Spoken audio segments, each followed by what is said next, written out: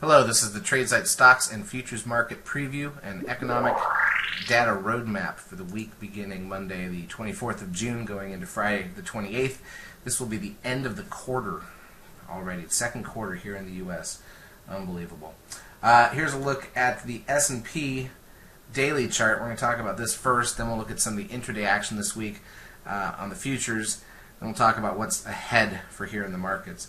But again, if you've been following our analysis, we've been waiting for this trend line to break, confirm, retest on a turn back up, and then fail there and roll. And that's what we finally got right here this last week or so.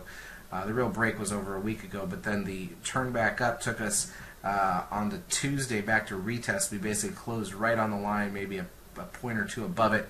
Rolled over Wednesday and dropped sharply after the Fed announcement, then gapped down Thursday and kept going. That took us right back to this static trend line from the last 9-bar move up, so that's pretty technical action right there. But this is a confirmed break now on volume, no less, of the trend line. So this bodes well for the shorts and not so good for the bulls. We've maybe fallen away from that 1625 area. We'll see if the ES 131250 comes back into play at some point in time. Also, you'll notice if we look at the NASDAQ, the NDX 100, we got the 13 seeker sell signal here on the daily just over about 2 weeks ago, and that's sort of been the high ever since that point. The risk line for it is the pink line. So definitely things are rolling over. Now, again, because the uptrend was so long, we can retrace a lot of it and not do really any damage to the market compared to what we've seen price-wise over the last year or two. So that doesn't make all this super harmful. It just means that we're going to be making our money on the short side instead of the long side probably here in the near future. Now here's a look at the ES in 15-minute bars so you can see the week. And as you can tell, Monday we got a gap up, almost filled the gap. Tuesday we curled a little higher, but we're mostly flat, just a drift. Wednesday dead flat until that Fed announcement that started to swing the market, and then they crushed it.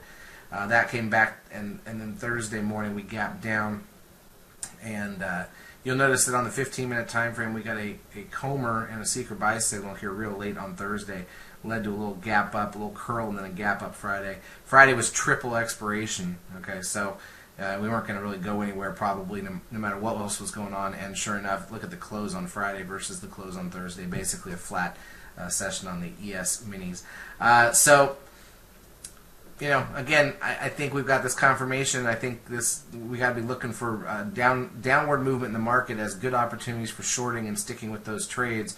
And of course, if you have been holding anything long, we've been warning you against it for a while in terms of longer term holds. But I definitely would be thinking about that a little bit at this point moving forward. Now, what are the focal points for this week? Well, there's a couple things. Let's start by looking at the actual data that's coming out, and then we'll talk about what else we're facing here. So there's no data on Monday at all, and that's fine. This is a complete week, so we don't have any of our major things that can get in the way in the sense of no Fed announcements. There's not a quarterly GDP number coming out that's important. There is a third look at GDP on Wednesday, but that's not usually a big deal.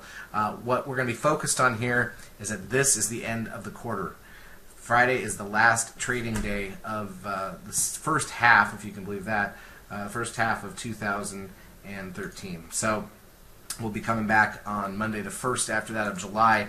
And keep in mind that a lot of times the first day of a quarter, the market will try to hold itself to a certain point to end the quarter, get a little bit of what we call window dressing. They may not want this thing to roll over too sharply here in this next week, and then you may come in next week and have it really drop off, or vice versa. Maybe they're going to let it fall apart this week, and then we'll start to pick up already in a rally mode so they can get some low prices for the end of quarter here and build off of that in the third quarter. So you don't really know which way that'll play out, but typically the last day or two of the quarter is pretty flat once they get prices about where they want them. So again, no data on Monday. Tuesday we've got durable orders. We've got the Case-Shiller 20-City Index. We've got consumer confidence. That's a big number that can move the market around. It's expected at 74.9. We've got new home sales. On Wednesday, MBA mortgage index. The third look at GDP, not a big deal from Q1. And the crude oil inventories. On Thursday, initial and continuing jobless claims. That's our weekly number. Personal income and spending, PCE prices, pending home sales, natty gas. Friday, Chicago PMI. That's a big one, along with the second final look at Michigan sentiment for the month of June, which would be expected at 82.6. So again, end of quarter. Probably a little slow on Friday. It's a summer Friday anyways. The other thing to keep in mind is that this week is a nice wide open full week with none of the biggest data, but some important data, and there's data every day except Monday. But next week's going to be a little different. Next week we will be starting the second quarter, but we've got the 4th of July holiday on a Thursday, unfortunately.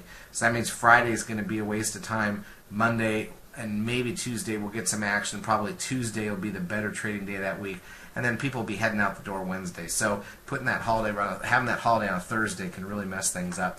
But we're definitely going to be focused on the short side. We're going to be using all of our tools as usual on eSignal 11 here to try to spot trades. And every time those futures are pointing down, make sure you look on the short side because it could turn into a bigger move pretty quickly.